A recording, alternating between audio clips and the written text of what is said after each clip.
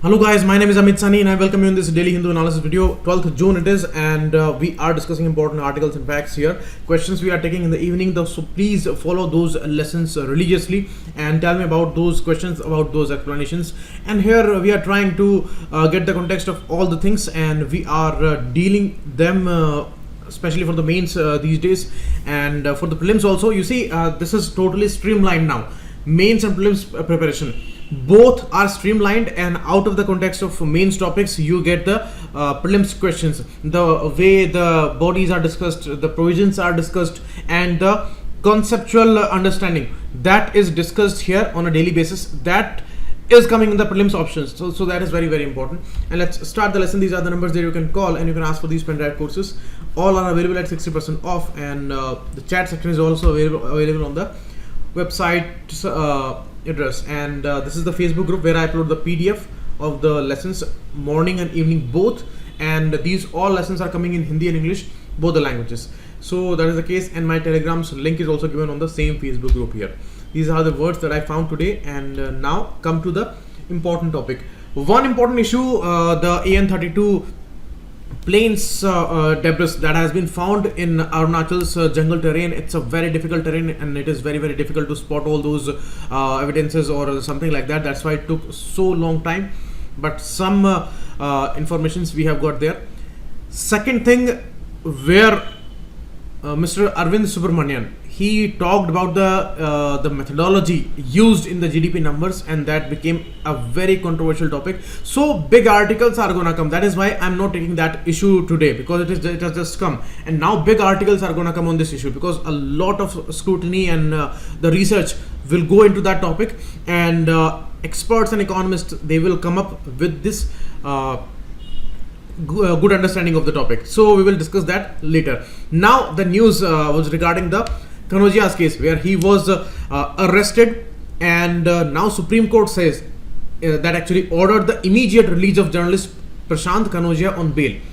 Here, court was shocked to know the details here. Why? Because we know the case. The lady was there, and she said that we have been talking the lady and the Chief Minister Yogi Adityanath ji. So they both were talking, and she wanted to meet him and all these things.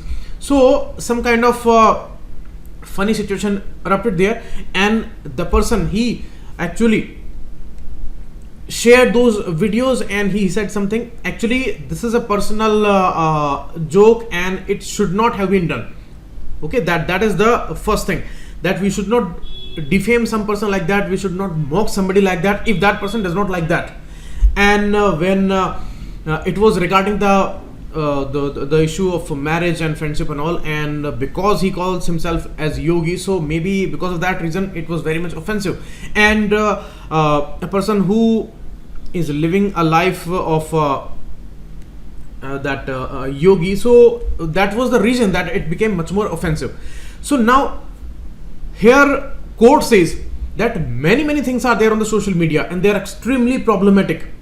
Even some politicians, they are saying extremely problematic things, but still there is no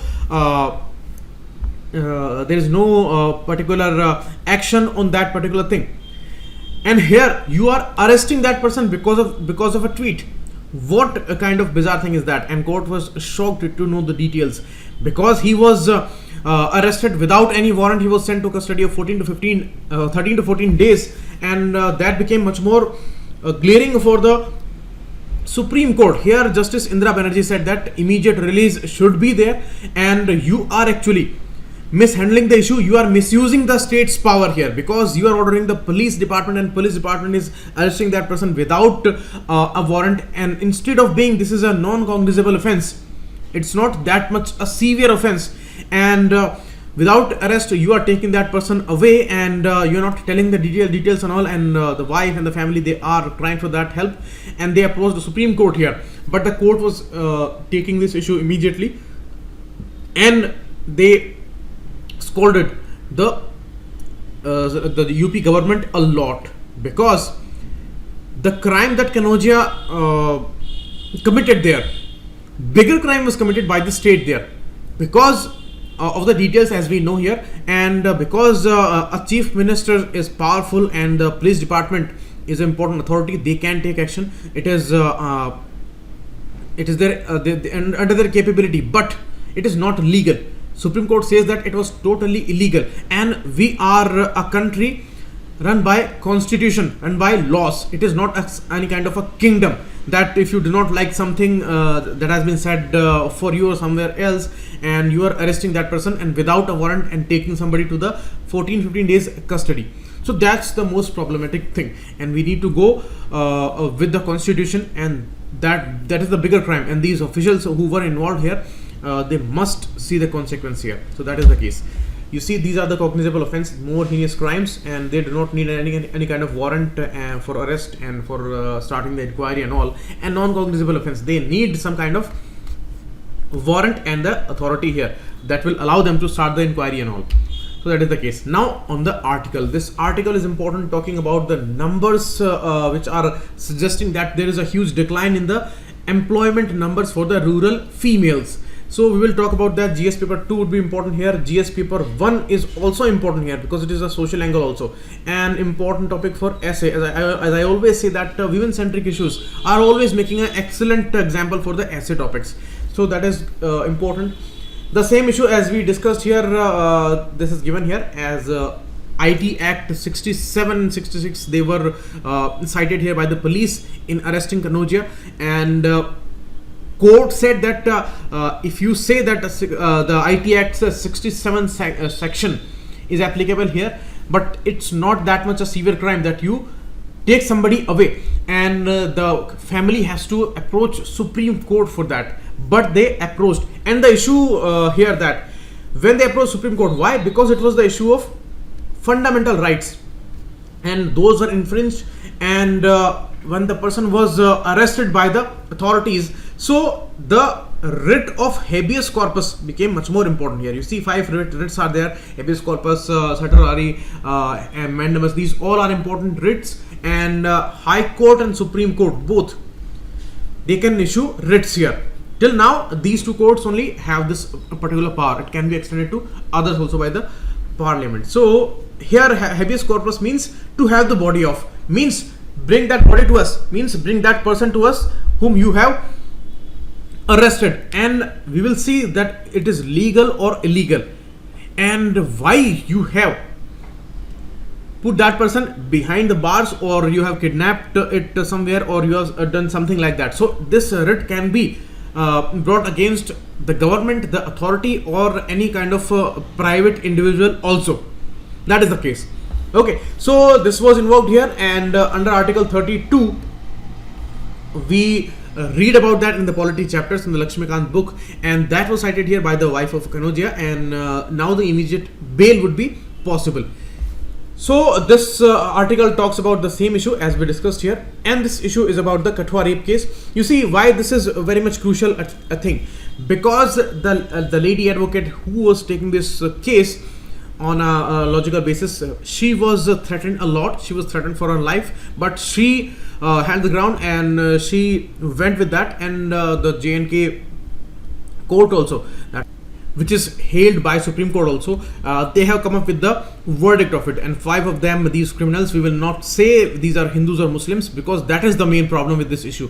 And why this is a social issue, it is important for the GS paper 1, 2, and a very important topic for essay. Why a social situation? Because 2 important cases we have seen, and which are heavily discussed on the social media. You see, sometimes students say that don't go into political matters and all. It is not political, people, it is a social issue, and a very, very consequence giving social issue, and you will be given all these case studies in the GS paper 4, where you need to decide about the topics which are bringing a lot of dilemma, and these are the perfect cases for that. You see, Kathua case and the Twinkle Sharma Aligarh case, in both these cases, these 2 poor kids, okay, at that age, when we do not even differentiate that they are males or females, they are just called kids. In that small age, they were raped so brutally, and those were not simple rapes. These were like satanic distortions of the minds of those people, which could do these kind of things. Means the bodily damage and the total mutilation of the bodies and all, hands and legs and all, they were broken off. So these kind of things, this is not nowhere a simple crime. It's a very heinous crime and the rarest of the rare crime. And certainly these people, they need at least to be hanged till death. That is the case. But the religious angle that was given to both these cases, that was the most unfortunate thing.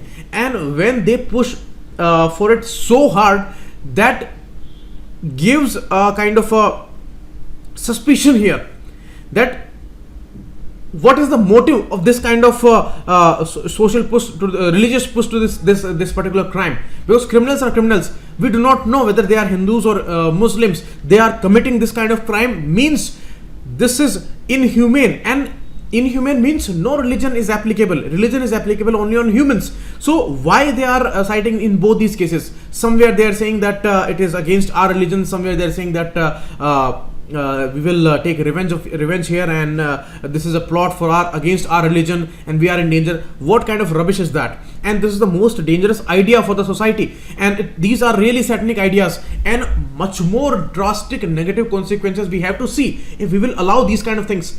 Because the so-called ठेकेदार्स of the religion, they have these destructive ideas, and if the authorities and the educated people, if they will not stop their influence, then their numbers are extremely rising. And social media is a kind of a it's a kind of a great force these days, and political class has to stop these kind of people, these kind of behaviors, because they are giving angle to very serious crimes, and that can create uncontrollable emotions. And though after those kind of a flood of emotions, we won't be able to tackle the social situation. So the consequences they always have to see, and this issue is rising, and this suspicion is really great, that the way they are pushing it so hard, and the issue is totally over emotional, as we all know what kind of crime is that. So why this thing is done in this manner? Why religious emotions are provoked here? What is the reason of that? And consistently why we are observing these kind of incidences consistently in the society, which are provoking these very dangerous emotions? What is the reason to that? They should push for the law and order situation. If they have some problem and if they feel so regarding the religion or some other thing, then they can go for FIRs. This is in their right. But to go to some place and talk like that and provoking the social harmony, that is very much unconstitutional and a great crime in itself, and it can have a major law and order situation, and that would be uncontrollable. And this country has seen many things in the past, so that is the problem here. So how we can allow those kind of things? So it's not the time to save the religion. It is actually the time to think about all the religious inclinations, about all the religions. Do we need this kind of a following of the religion, or do we need to find the humanity first? The only thing that is under a lot of stress and danger is the humanity. We need to find that, and that is the real issue here. So this angle makes this issue a great social situation instead of a political situation, because it is no more political now. Elections are over now, and now the social consequence would be very drastic. Why these things are done, we don't know, but the real culprits are out, and till the time the verdict is not out, even the trials are not started, and the case is not going on, only Kathua rape is settled in a sense now. So we will have to see. But both these kids, these poor kids, they are experiencing this havoc of the society and some distorted satanic minds here. So that is really problematic. We will discuss second article here in some detail, because it is giving us the angle of India-Maldives relations. So GS paper 2 would be important here, and this issue, as I told you. So these two articles are important. This is again a simple one given regarding the former chairman of the NCERT, and he says about the technology in the education, and he says that cooperation is needed between the teacher and the technology, and there must be a standard of the knowledge, because today social media, internet, everything is available to the kids, and they are learning a lot of things, but all the things are not authenticated. Here the writer gives the example of Haryana, where a girl brought a news, then that news was saying that it was the example of some nuclear experiment 3000 years back in India, and she says that it's a proud Indian moment and we should learn about that, and please tell us about that. But how the science teacher can say about can say something about that, because it is not proved, and maybe in the future it may be proved, but today we cannot accept that thing, because it is all a part of mythology.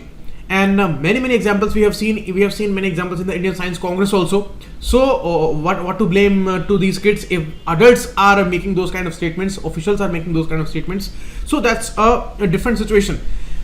But here the writer says that we need to discuss now the new draft policy. Important suggestions are given, and this technology is the great help in the future, and all education would be technology based in the future. So this regulation and this kind of handling of the sensitive issue is very important, because there are no bounds on the internet and students can learn a lot of things there, and all the things are not authenticated ones. So importance of the teacher would always be there. So the teacher should not feel cornered there or isolated there. When there is technology applicable, the teacher is no more there in the picture. That is felt by some teachers and some systems. So that should be a collaborative effort, and some education of the teachers is certainly needed. They are pushing for this issue. For the last 2 years, we have seen changes in the B.Ed course. Like a B.Ed course is now for 2 years instead of being 1 year, and the integrated 4-year course is also there. So teacher education and training is much more an important phenomena, and this is going on in the new draft education policy also. So that is the case. So let's start the first article, squandering the gender dividend, not divide. The issue is that in the NSSO survey of 2004 and 5, they saw 48.5% of the rural women's participation in the labor, and that has come to 23.7% only in the recent released reports of the periodic labor force survey. So it's a decline more than half, and what we can say that's a different kind of a situation that we need to look upon. There are two important issues, positive and negative.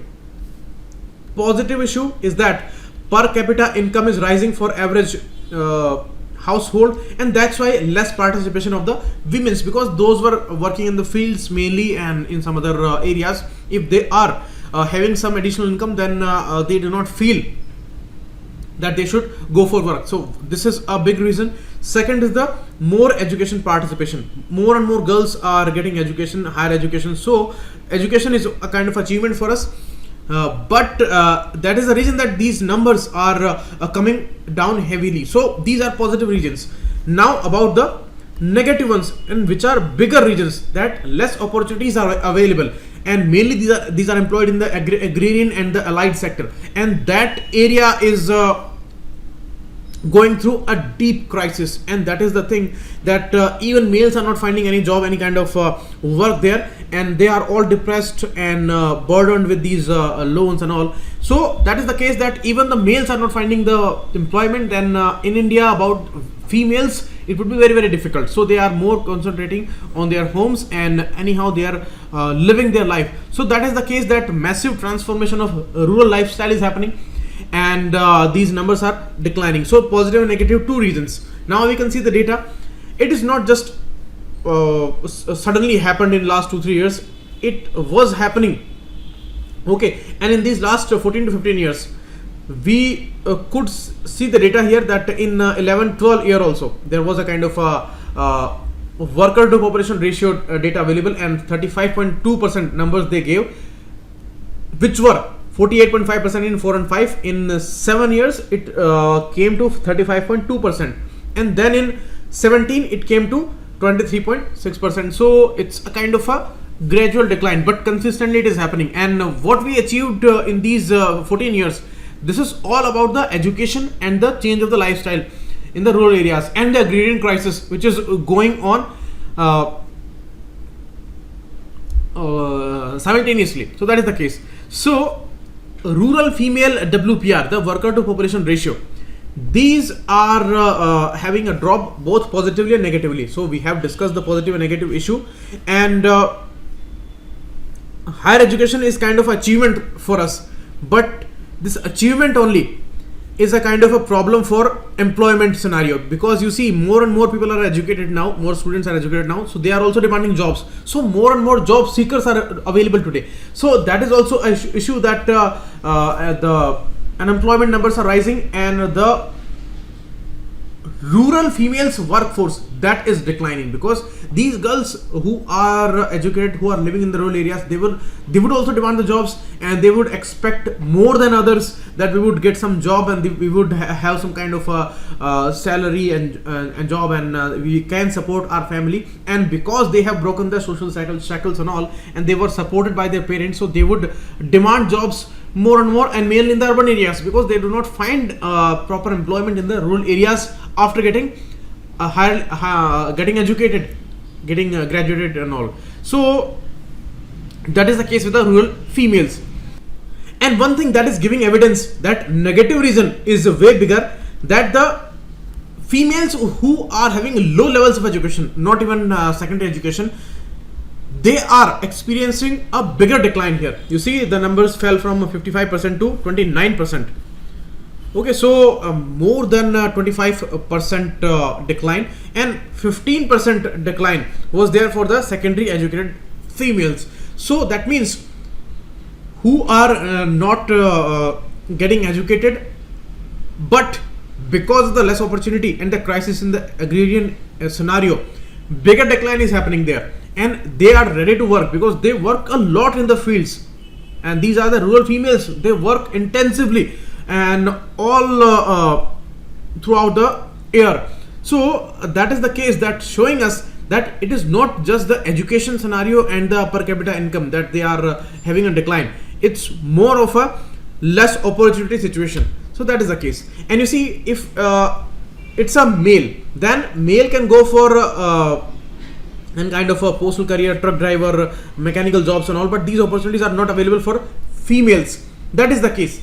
And as we can see, bigger decline is there in the agrarian crisis, because these are mainly employed in the agrarian area, because rural areas, they are having a kind of employment only related to the agriculture and the allied activities. So that is the case here. Okay, males participation, that is also towards a great decline, but anyhow, if they are running their homes, and they have this responsibility, because it's a patriarchal society, that is the reason. Otherwise it is not appropriate to say that, but they have the bigger responsibility according to our system, so they will anyhow get any kind of job. They will move to some urban areas and all, leaving the family aside behind in village. So that is the case. So these are all reasons for this difference, and NSSO and PLFS datas, actually they have some flaw in their sample collection also, because they are going for 30 days consistent activity. But we can say many examples are like that maybe for 15 days a female is working in her field, means in the agriculture area. Maybe for 15 days she's working with Narega, and maybe for 10 days she is working as a construction laborer. So in any of the case, 30 days are not consistent, so they will not count them as workers. So that is also a reason that lesser numbers are being displayed for the rural females. So maybe the numbers are higher, but this is also a kind of a small reason for that particular decline there. So these are all things, and they need to go for the solutions. Solution lies with the improvement in the agricultural sector, because bigger employment is there in that area, and mainly for the rural females, the safest area to work there is in the agricultural fields. So the biggest solution lies there, and a very commendable job was done by the government recently. The cabinet committee was established for employment and skill development, and that's very important. But how efficiently they execute this issue, that we have to see here. Okay, and not all the policies need to be gender focused. That is also the case, because if you talk about the educated people, then whether these are girls or boys, they all would demand jobs, and mainly in the urban areas. That is the case. So the employment scenario is very much complex, and it's a big headache for the government, but they need to take drastic steps here, and they can take these steps. Nobody can stop them today because they have enough amount of majority there. So that is the case.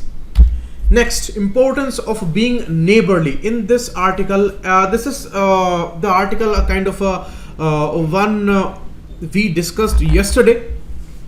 There also we saw that we are somehow not focusing much on SAARC group, and we are more with the BIMSTEC. We are more talking about the SEO, we are more talking about BBI and all.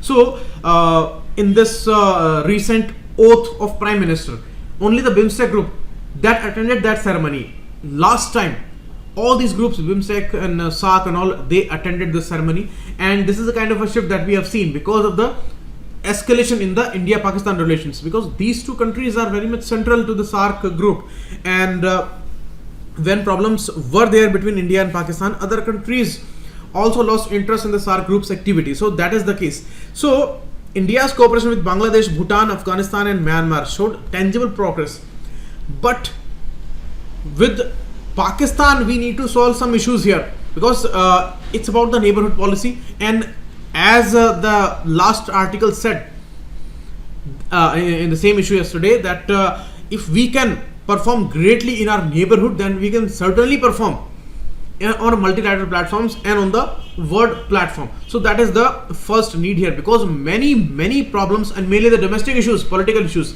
they are affected by the neighborhood issues. So whether it is the Tamil politics, then it is Sri Lanka there, and in the eastern part of India, Bangladesh is important, and for whole emotional scene of India-Pakistan relations, and these escalations on the border and all, and these non-state actors' activity, they are creating a lot of troubles in our politics and in our management of the issues. So we need to solve all these problems so that things can be smooth and we can go for a strategy in the future, because the better policy we would need. We have been very much active in the Indian Ocean region. As we all know, the new Indo-Pacific wing is opened in External Affairs Ministry. So Indian Ocean wing, not Indo-Pacific, Pacific wing, and some groups are covered under it as Quad group, the Act East policy, the Indian Ocean Rim Association. So we have been very much active in the Indian Ocean region.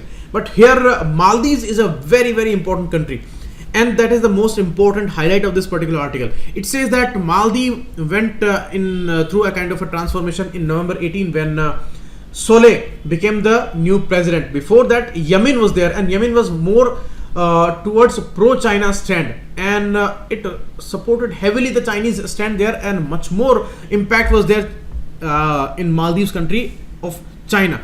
So we could not do much, and we had to wait here for any kind of activeness here. But now, after Soleh became a president, and he is more pro-India, so that's a good news for us. And now the first international visit for Prime Minister happened after the elections. That was from Maldives, and the president there and the Majlis, the parliament of the Maldives, the Majlis Speaker reiterated the commitment to its India First policy. So they are openly accepting this India First policy. That is a good sign for us. And the Maldives nation's highest honor was conferred to Mr. Modi ji. So these are good developments here, and all the right notes were hit here. We are bringing a new line of credit for $800 million to Maldives, and we have pledged for the reconstruction of a great grand mosque there, and these kind of things are bringing our image towards a positive side. And we had good relations with Maldives in the past, but again after some lag, we are hitting right chords here. So Mr. Modi hit all the right buttons, highlighting India's resolve to assist the Maldives in every possible manner. So because it's a country of Indian Ocean region and very near to Lakshadweep Islands and all, and its politics was always related with the Indian help and all, and we sent in late 80s our troops to save its government. So that was a kind of a symbol of our cooperation there. So always Maldives would be dependent on us, and we would also want a kind of a a good relation with Maldives because the location, strategic location, is very important for us. It's Indian Ocean, and China is bringing all kinds of influence for some years now, and it is trying to counter India, circle India. And here we have become very much active here. The Malabar exercise between India, USA and Japan, that is going on. Australia wants to join that, and Ausindex, that happened this year, and the Australians, they sent their biggest deployment in Ausindex this year.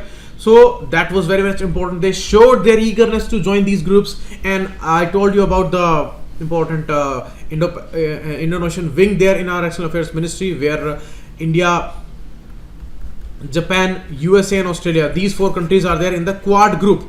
So I have told many things about the Quad group in previous lectures. So all these things are talking about our foreign policy, and next 5 years will be very, very crucial for us.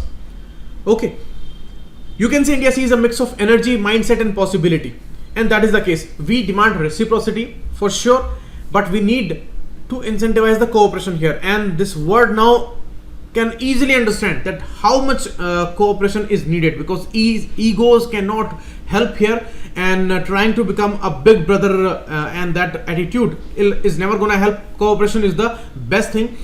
We can sense cooperation between Russia and China today, and they are appearing as a very huge force. So we can see the big example there of the cooperation, and that is needed by all the neighbors here. So that is the case. Next, Protem Speaker. It may be asked in the UPSC prelims, what is Protem Speaker? When new government is elected, all the MPs are newly elected, and maybe some are repeating, maybe some are new to the Lok Sabha. And now what's going to happen? On the first day, they do not have any chairman there, so that place cannot be left vacant. When the previous one left, they need to appoint a Protem Speaker. Protem Speaker actually administers oaths to all the MPs and all, and when they all will be having their oaths, after that in the next week they will go for choosing the speaker and the deputy speaker. So this is how the process goes on, and Protem Speaker is a kind of a temporary post, and he just administers the oath. Mainly the senior member of the Lok Sabha, he is appointed as such, but it's not a rule. Any person can be appointed as a Protem Speaker. Okay, so that is the case, and Protem Speaker, he will preside over the first sitting of the Lok Sabha, administer oath of the office to the newly elected MPs, and oversee the election of the speaker. 3 important tasks are there. So Virendra Singh is appointed as such. Next, new agency, Defense Space Research Agency. As ISRO is there, it will be for DISRO, or the Defense Space Research Agency. We went for ASAT experiment testing, and we hit that satellite in March month, and that was a kind of a great achievement as it was held. So, and now on the lines of developed countries, we have become very much active in the space area. We have great capability, and ISRO has proved it a lot that we have genius minds here. So now government pushes for a kind of a futuristic move, and that would be in the space area. People will come on board from all 3 services, military, navy and air force, and they will work for this particular task of DSRO. So we will see many details in the future, but this would be important, and it would be the Defense Space Agency. That's important. Next, as I told you about the issue in that important article, that Australia sent its biggest deployment till date in Ausindex this year. It was a great naval exercise, and it wants to join India here in all manners, especially in the Indo-Pacific region, and in the Quad group. As I told you, as we know that it's a Quad group's member, and we have good influence there in Australia's issues, and many Indians are living there. And it is talking about the RCEP also. What is RCEP? RCEP is relatable with the ASEAN group. We are not a part of ASEAN group, but we are a part of ASEAN plus 6. What are the other 6 countries apart from these 10 nations? There are 10 nations in ASEAN. 6 are China, Japan, South Korea, and India, New Zealand, and Australia. So, and this regional comprehensive economic partnership, which is a free trade agreement under this particular ASEAN plus 6 grouping. So this is a very vital thing. And on trade and investment in the region, Australia says that the importance is huge for this, and we all should go in a cooperative manner, and it needs more and more indulgence here. So that is the case with it, and we will meet again tomorrow. I had given a mains question yesterday in the PDF, so you must have checked that, and please try to write these answers, and we will meet again tomorrow. Thanks a lot, keep watching, and come for the evening MCQ lesson.